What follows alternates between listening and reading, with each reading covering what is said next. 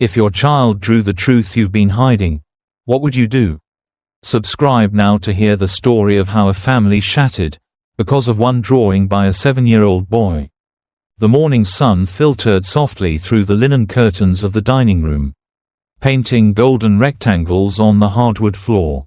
The scent of pancakes lingered faintly in the air. Marissa stood at the kitchen island, stirring cream into her coffee, watching her son Jacob hum to himself while stacking Lego blocks by the living room rug.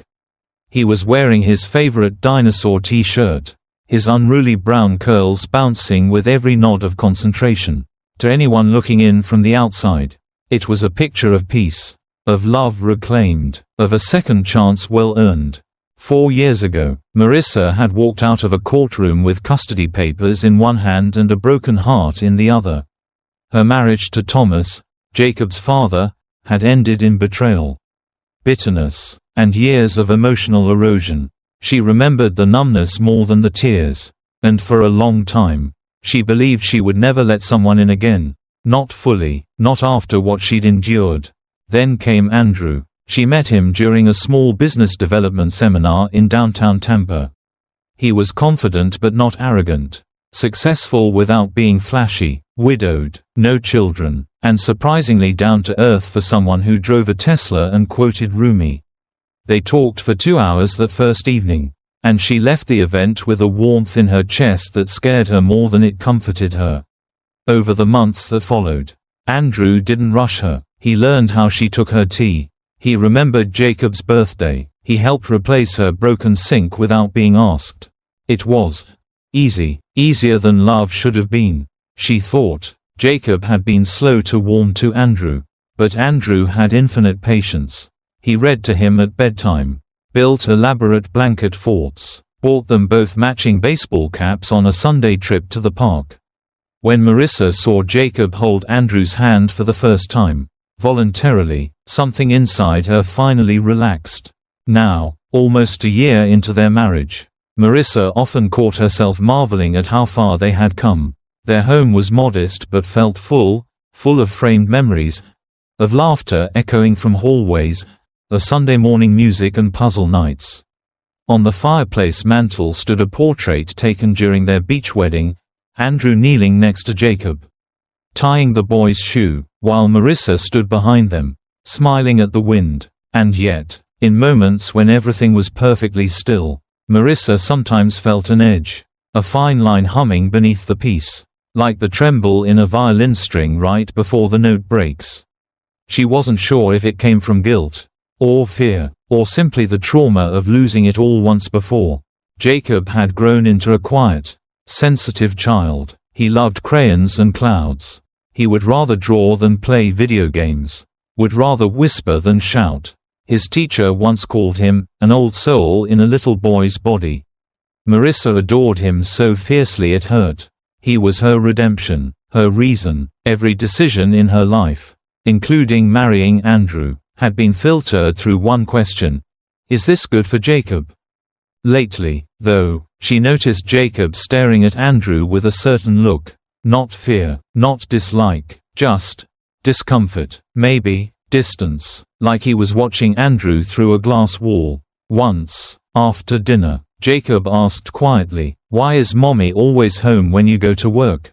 Marissa had blinked, then chuckled, "Because I work from home, baby, you know that." Jacob nodded, but he hadn't smiled. Another time, she found him lying awake past bedtime, not reading, not playing, just staring at the ceiling, as if listening for something. "You okay, love?" "Yeah," he replied. "I just don't want to dream tonight." She brushed his hair back, kissed his forehead, but the knot in her stomach didn't dissolve. There was also that peculiar night when Jacob, who was usually hard to coax into bed, had suddenly abandoned his half-built Lego city and announced, "I'm tired, I'll sleep now," and walked to his room without protest. That same night, Andrew had stayed late at the office. Or so he'd texted. The coincidence barely registered then. But now, in hindsight, it lingered. Marissa tried to ignore the creeping unease. She told herself not to project old traumas onto new love. Andrew was good, steady, nothing like Thomas, She couldn't keep testing him with silent suspicions. She owed him more than that. But hearts, even when healed, remember the shape of wounds. And Marissa, for all her newfound stability, carried in her the ghost of a woman once blindsided. That morning, as she watched Jacob sketch a cartoon dinosaur on construction paper, she felt a strange pang in her chest. He was humming again, content, innocent, and for a moment, she envied him. It wasn't until later that afternoon, after school, that the first real crack appeared. Jacob came home with his usual backpack slung over one shoulder, his cheeks flushed from recess. He handed her a folded piece of paper and said, "Ms. Lawson said I should show you my picture." Marissa smiled, unfolded the sheet, expecting a scribbled dragon or spaceship. What she saw made her freeze. There were two figures, drawn in bold crayon strokes. A woman with long hair, clearly meant to be Marissa, and a man with a square jaw and short sleeves. They were standing in the kitchen. Their faces were touching. Above their heads, in a crude red heart, Jacob had written, "Mommy and the man she hugs when Dad's not home." A third figure stood at the edge of the room, half behind a wall, a child, watching. Marissa's hands trembled. The room seemed to spin for a second. Did you draw this today?" "Yeah," Jacob answered, cheerfully unaware. "From memory, I had to draw something real." "That's what Ms. Lawson said." Marissa folded the paper slowly, set it down like it might explode. She forced a smile. "It's very good, sweetheart, very detailed." He beamed. "Thanks, Mommy," and then he skipped into the living room, humming again, leaving Marissa standing there, heart pounding like a trapped animal. Outside, the light had begun to fade. The golden sun that once made the floor glow now cast long shadows. She stared at the drawing again. There was a detail she hadn't seen before. The man in the picture had something on his wrist. A line, a mark, a tattoo. Andrew didn't have any tattoos. Kyle did. And suddenly, the string beneath the piece she'd built began to snap. That night, as the wind rattled softly against the kitchen windows and the scent of chamomile tea lingered in the air, Marissa sat on the edge of her couch, holding the crayon drawing like it might dissolve in her hands. The house was quiet, too quiet. Andrew was working late again. Jacob had gone to bed without protest. And that in itself felt like an alarm bell. She unfolded the paper again. The image was simple, innocent in style. A woman with long hair, hers. A man beside her, not Andrew. That wrist. It had a bold line across it, unmistakably meant to be a tattoo. A child stood in the background, peeking around the corner. Her son had drawn this. Her son had seen this. It wasn't just a drawing. It was a memory, translated into wax and color and pressed into paper. She remembered Jacob's words when she'd asked him about it. Ms. Lawson said we should draw something real. So I did. Something real. The words echoed inside her. She got up, paced slowly around the room, then sat back down again. Her thoughts chased themselves in circles. Could Jacob have made it up? Misunderstood? But that tattoo, she had no way to explain that away. Andrew didn't have tattoos. Kyle did. Kyle. The name hit her like a shard of glass to the chest. Kyle had been a friend. A coworker. Someone who had been there for her when she was drowning in logistics, invoices, and exhaustion. He had always been kind, attentive. And yes, once, there had been that night. She let herself replay it now. It was last spring. Andrew was away on a retreat with his company. Jacob was sick. Marissa had spent days juggling fever meds, client calls, and sleep deprivation. Kyle had stopped by with chicken soup and printer paper. They talked for a while on the front porch. She remembered feeling vulnerable, not just tired, but hollow, like she was putting on a performance of strength with no script. Kyle had reached out, brushed a hair from her face. Their eyes had locked longer than they should have. The kiss that followed wasn't romantic. It wasn't even passionate. It was desperate, clumsy, and over in seconds. She had pulled away, apologized. Kyle had nodded, smiled with a shrug that said, "I tried." and left. They had never spoken of it again. Until now, through the hands of her son. Marissa's chest tightened. Her thoughts were no longer linear. They scattered, tangled, a storm of guilt, shame, confusion. She leaned her head against the couch cushion and stared at the ceiling. From somewhere deep in her bones came a whisper, "What have I done?" In the middle of the night, she walked to Jacob's room. The door creaked softly as she opened it. Moonlight dripped through the window, illuminating the shape of his small body beneath dinosaur-printed covers. One arm was sprawled out, palm open. She stepped inside, knelt beside his bed. Jacob stirred, opened his eyes sleepily. "Mommy?" Her throat clenched. "Go back to sleep, sweetheart. I just wanted to check on you." He reached out, touched her cheek. "You looked sad." That nearly broke her. "I'm okay," she lied. "I promise." "Did I draw wrong?" he asked, voice so soft it barely existed. "No," she whispered. "You drew what you saw. And you did it beautifully." He smiled, eyes already drifting closed. "Okay, love you, Mommy. I love you more." She stayed there long after he fell asleep, listening to the rise and fall of his breath, wondering how a single sketch could fracture the foundation of her new life. The next day, she couldn't focus. Emails went unanswered. Her coffee went cold. Her hands shook every time her phone buzzed. Afraid it might be Kyle, or Andrew, or Jacob's teacher calling to say more drawings had surfaced.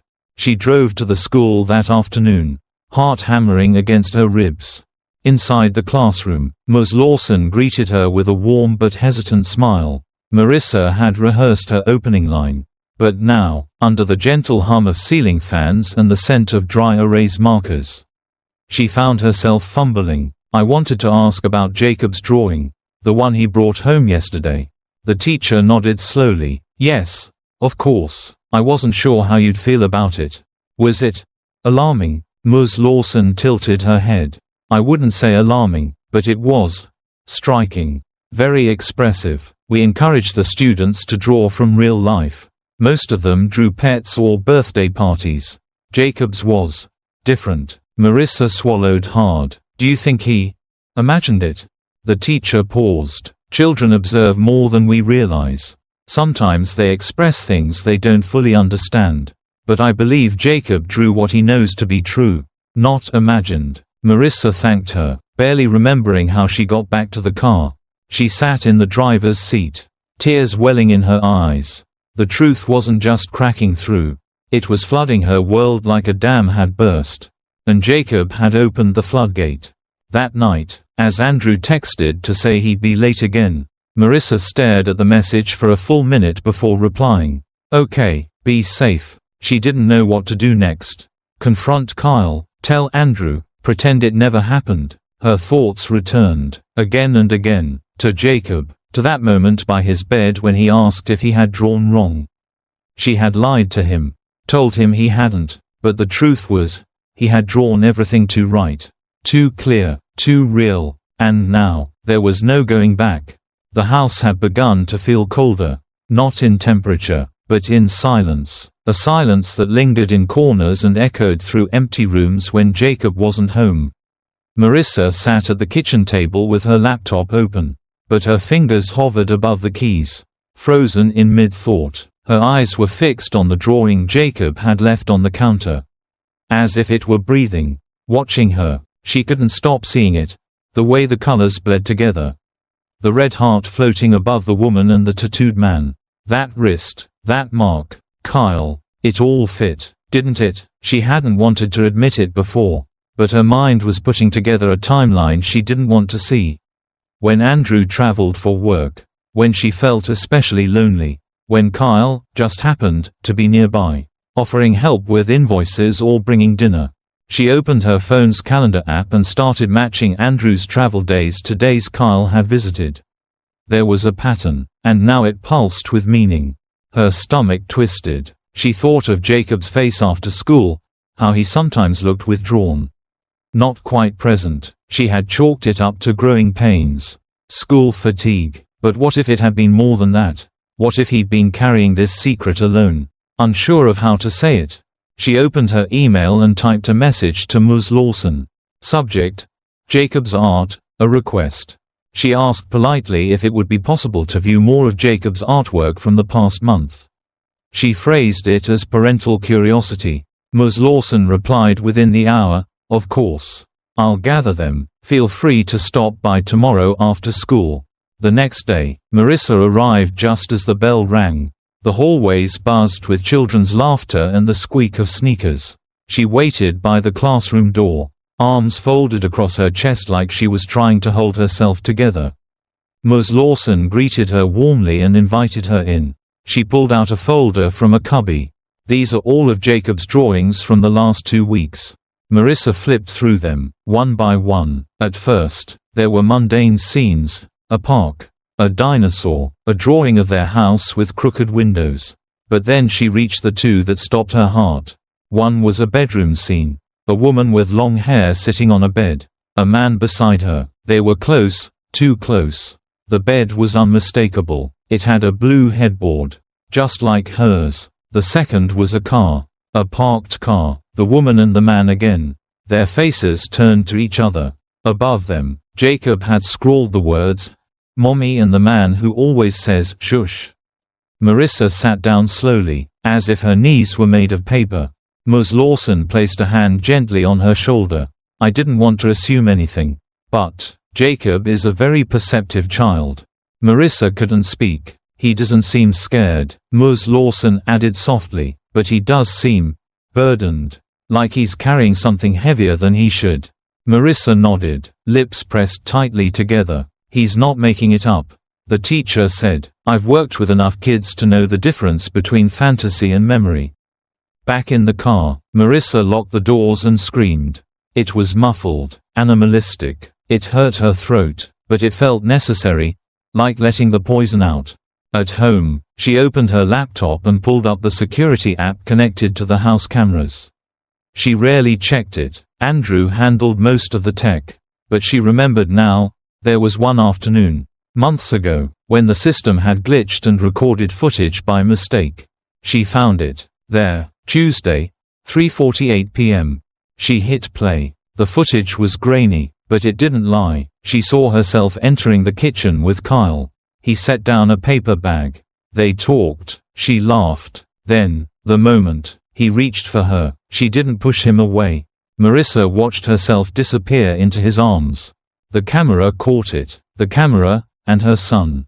She stared at the screen until the blue glow burned her eyes. The laptop's light cast harsh shadows across her face. Her fingers trembled as she picked up her phone. She called Kyle. He answered on the second ring. "Hey, Marissa, everything okay? We need to talk." A pause. "I figured this might come. Jacob saw us. He's been drawing it at school. I thought that might happen. Kids are smart. You don't sound surprised." He sighed. "Because I'm not. Look, I know I crossed a line. But so did you. Don't you dare. Let's not play innocent, Marissa. You let it happen. Once. It was once. And it left a mark. You think Andrew won't see that eventually? He doesn't know. He can't know." Kyle's tone shifted. Colder now. "Then I suggest you keep it that way. For Jacob. For your pretty little life. Because if you drag me into this, I'll drag you too." Marissa was silent. Her grip on the phone tightened. "You think Andrew would forgive you?" he continued. "You think he'd stay? What do you want?" "Nothing. Just silence. That's fair, isn't it? We both made mistakes. Let them stay buried." She hung up without another word. That night, Jacob didn't want to sit next to her during dinner. "I'll sit by myself," he mumbled. Marissa's heart cracked. "Why, sweetheart?" He shrugged. "I just want to." She watched him eat in silence. Eyes downcast. He didn't touch his broccoli. He didn't ask for juice. He didn't ask about bedtime stories. Later, as she tucked him in, he whispered, "Is Andrew still living with us?" The question hit her like a sledgehammer. "Of course he is. Why would you ask that?" Jacob looked away. "Sometimes he's gone a lot. And you look sad. And I think, maybe you want him gone." Marissa couldn't breathe. She wanted to say, "That's not true." She wanted to say, "I love him." but the words caught in her throat. She kissed Jacob's forehead, but he turned away, and in that moment, she knew, the damage wasn't coming. It was already here. It had arrived with crayons and silence and too many truths unspoken. And she wasn't sure she'd ever find a way to fix it. The decision came in the quietest of moments. Marissa stood in the kitchen, barefoot, the cold tile grounding her while the sky outside shifted from twilight to darkness. A full day had passed since she'd seen the second drawing, since the confrontation with Kyle, since Jacob had eaten dinner in silence. And now, all that remained was the truth, dense, heavy, and clawing at her insides.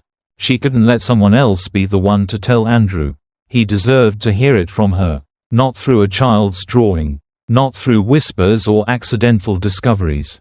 From her, even if it destroyed everything. She heard the car door outside, the familiar click of Andrew's key in the lock. Her breath hitched, every heartbeat felt like a countdown. Andrew walked in with a tired smile. He set his laptop bag down and leaned against the counter.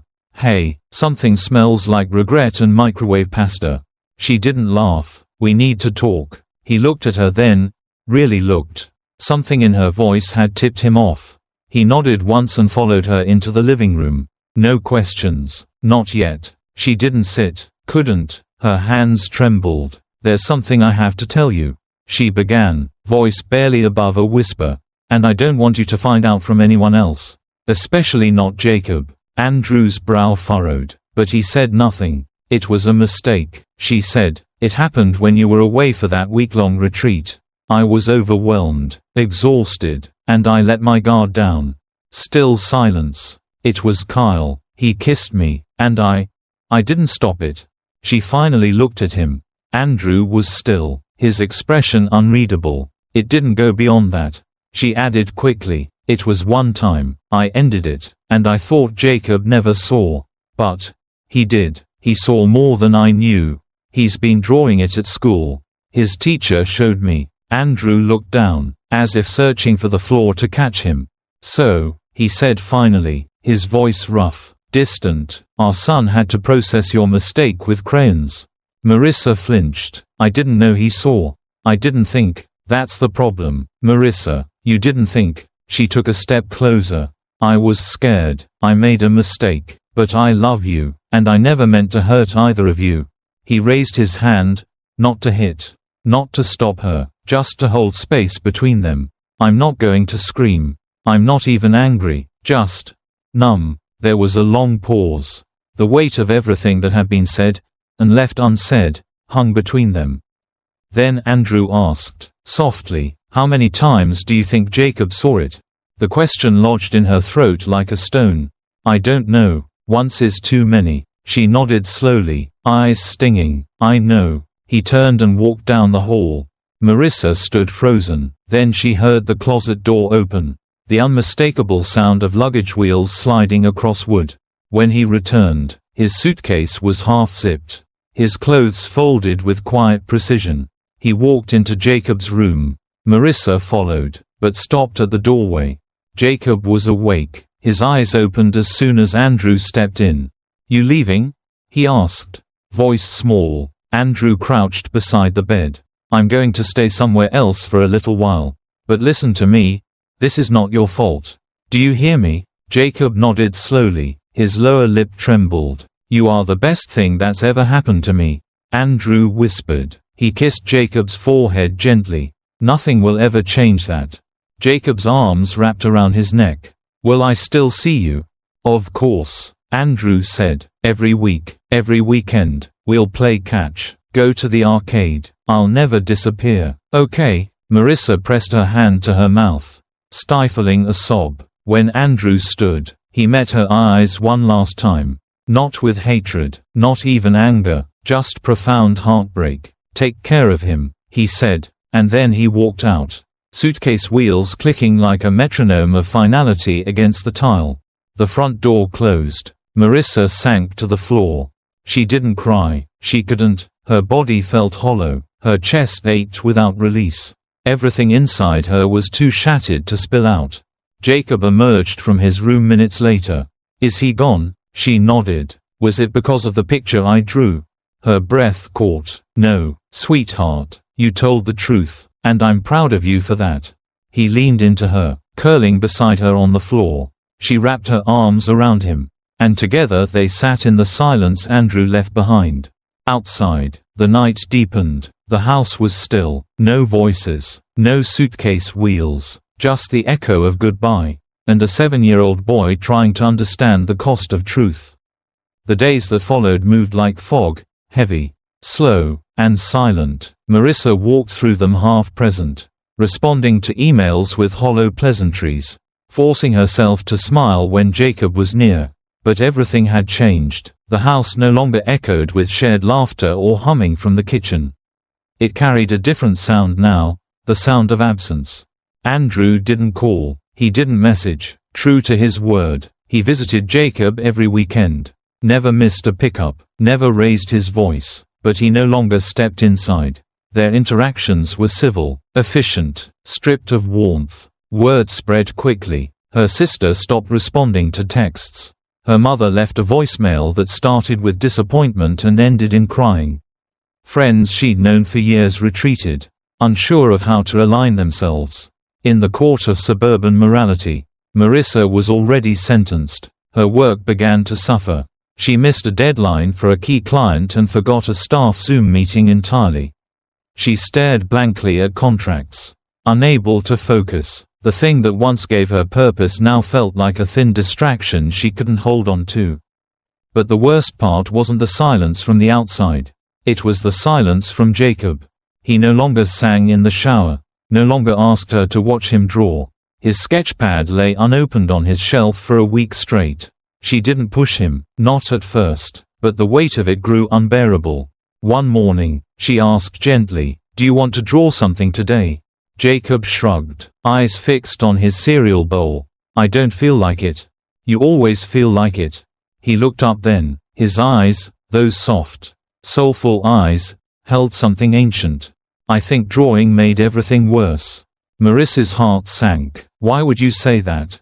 Jacob stood up, carried his half-full bowl to the sink, and said, "Because maybe if I hadn't drawn it, he wouldn't have left." That night, she lay awake beside the cold stretch of bed where Andrew once slept.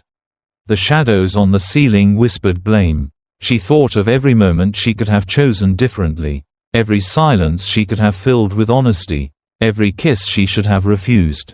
The next morning, she called a child therapist. "He's not talking much. He's withdrawn. I think he blames himself," she said, voice shaking. The woman on the line spoke gently. "Bring him in. We'll go slow. We'll listen." A week later, they sat in a softly lit room painted with clouds and lined with books and toys. Jacob sat on a beanbag, fiddling with a small clay figure. The therapist, Ms. Dana, was calm, patient. She asked open-ended questions, never pressed. It was only in the second session that Jacob finally spoke. He was coloring with pastels when he whispered, "I wasn't supposed to draw it, right?" Marissa froze. Ms. Dana nodded at her to speak. She knelt beside him. "Sweetheart, no, that's not true. You drew what you saw, what you felt. That was brave." Jacob looked down. "But after I did, he left." Marissa pulled him into her arms, her voice breaking. "No, baby, he left because of what I did. Not you, never you." He clung to her, his small fingers gripping the back of her shirt. "I just wanted to tell someone." She cried then, for the first time since Andrew left. Deep, ragged sobs that shook her chest. And Jacob, with all the tenderness a child could muster, rubbed her back and whispered, "It's okay, Mommy, I'm still here." That night, she found herself in his room after he'd fallen asleep. The shelves were lined with books they used to read together. His toys were still arranged in the same careful order he always kept. But something on the desk caught her eye. His old sketchpad. She picked it up, flipping through the pages slowly. There it was, the first drawing, the one that had started it all.